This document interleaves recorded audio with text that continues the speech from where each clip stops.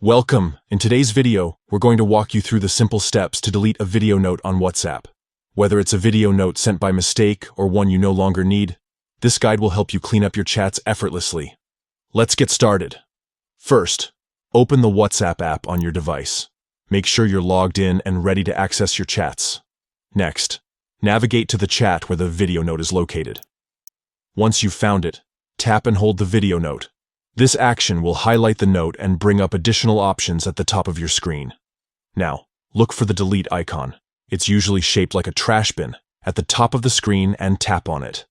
This will prompt a menu with two options: delete for me or delete for everyone. If you choose delete for me, the video note will be removed from your chat view. But keep in mind that others in the conversation will still be able to see it. On the other hand, selecting delete for everyone will delete the video note from all participants' chat screens. However, remember that this option is only available within a limited time frame after sending the note.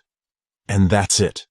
You've successfully deleted your video note on WhatsApp. It's quick, easy, and helps keep your chats organized.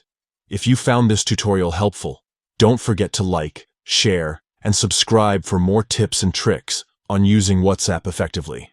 Thanks for watching, and we'll see you in the next video.